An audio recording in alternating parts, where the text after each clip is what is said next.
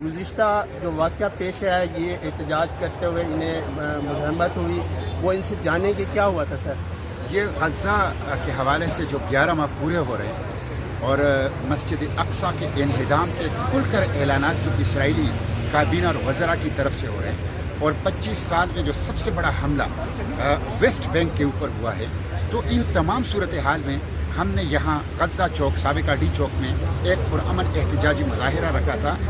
جس کی میں نے پہلے اجازت لی کہ ایڈیشنل ڈپٹی کمشنر عثمان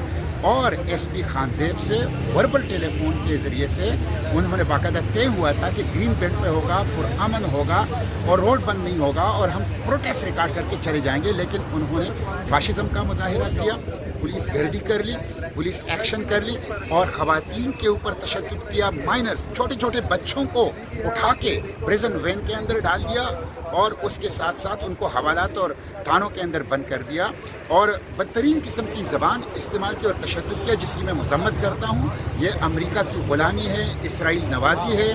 اور یہ لوگوں کے جو جائز رائٹ آف پروٹیسٹ ہے، جو قانونی حق ہے، ان کے اوپر ڈاکہ ڈالنا ہے۔ سر، انسانی حقوق کی آپ کی سمجھتے ہیں وائلیشن ہو رہی ہے، جبکہ آپ نے پرامن احتجاج کی اپروول کے لیے کال بھی کی تھی، اور اس کے باوجود کیا آپ صرف آپ کے صدیقہ کا کیس دیکھ رہے ہیں تو اس حوالے سے لڑ رہے ہیں، یا پھر وہ غزہ کے تو پہلے بھی پروٹیسٹ ہوتے رہے ہیں عام طور پر فلسطین کے حوالے سے، وہاں تو کچھ ایسا دیکھنے کو نہیں ملا؟ دیکھیں، یہی تو میں کہہ رہا ہوں کہ پوری دنیا میں پروٹیسٹ ہو رہے ہیں۔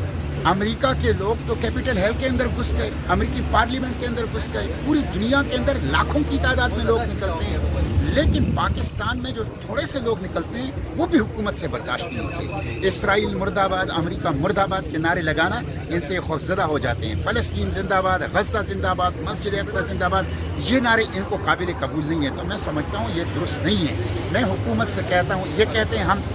فلسطین کے ساتھ ہیں، آپ مجھے بتائیں نا، 11 ماہ سے جینوسائیڈ جاری ہے، حکومت پاکستان نے عملاً کیا ہے؟ کیا آپ نے 8 فلوٹیلا بھیج دیا؟ کیا آپ نے ICJ میں، انٹرنیشنل کورٹ آف جسٹس میں، ساؤتھ افریقہ کے ساتھ اسرائیل کے خلاف فلسطینیوں کے لیے پارٹی بن گئے؟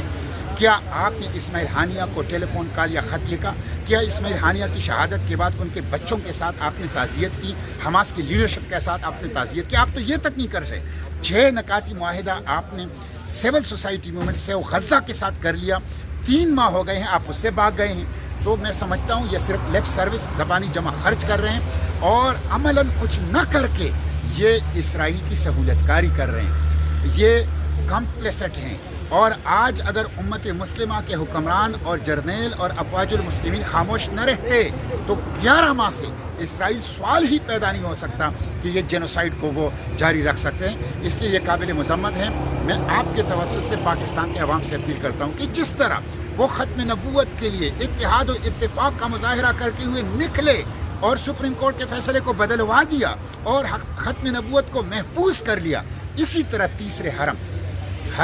اقصیٰ کے لیے اٹھیں، مسجد اقصیٰ بیت المقدس کے لیے اٹھیں، اتحاد و اتفاق سے اٹھیں، تمام تفریقات سے بالاتر ہو کر اٹھیں۔ اور آئندہ جمعے کو میں عوام سے اپیل کرتا ہوں، علماء اور دینی تنظیموں سے اپیل کرتا ہوں کہ جس طرح کھل کر اب مسجد اقصیٰ کے انہدام کے اعلانات ہو رہے ہیں، غزہ کے اندر جینوسائیڈ جاری ہے 11 ماہ سے، نسل کشی جاری ہے اور اب ویسٹ بینک کو بھی ختم کیا جا رہا ہے، تو یہ بہت نازک صورتحال ہیں۔ آئندہ جمعے کے خطبوں میں تمام علماء سے میری اپیل ہے کہ وہ جمعے کے خطبوں میں اس کے اوپر بات کریں، طاقتور انداز سے بات کریں، زوردار انداز سے بات کریں، مسجد اقصیٰ کی اہمیت واضح کریں، یہ جو انسانیت کے خلاف جرائم غزہ کے اندر ہو رہے ہیں اس کے اوپر بات کریں، یہ جو ویسٹ بینک کے اوپر 25 سال کا سب سے بڑا حملہ ہوا ہے اس کے اوپر بات کریں، اور حکمرانوں کو توجہ دلائیں کہ وہ عملاً کچھ کر لیں۔ کیا وہ آخری فلسطینی بچے کی شہادت کا انتظار کر رہے ہیں؟ کیا اقصیٰ ان کی ریڈ لائن نہیں ہے؟ کیا وہ اس بات کا انتظار کر رہے ہیں کہ نیتن یاہو جیسا دہشت گرد مسجد اقصیٰ کا انہدام نعوذ باللہ کر لیں؟ تو یہ عوام کو اٹھائیں، حکمرانوں پر دباؤ بڑھائیں اور آئندہ جمعے کے خطبوں میں بات کرنے کے ساتھ ساتھ اپنے مساجد میں مظاہرہ کریں، کے سامنے مظاہرہ کریں، جمعے کی نماز کے بعد اپنے مساجد کے سامنے مظاہرہ کریں اور حکمرانوں پر دباؤ بڑھائیں کہ وہ زبانی جمع خرچ سے نکلیں، لپ سروس سے نکلیں، اسرائیل کی سہولت کاری سے نکلیں، کردار ادا کریں، عملاً کردار ادا کریں اور اس نسل کشی کو رکوائیں۔ بہت شکریہ سر آپ نے ہمارے لیے وقت دیا، تھینک یو۔ ناظرین، جیسا کہ آپ ابھی سینیٹر مشتاق صاحب کی گفتگو سن رہے تھے اور انہوں نے کہا ہے کہ پرامن احتجاج کرنا چاہیے۔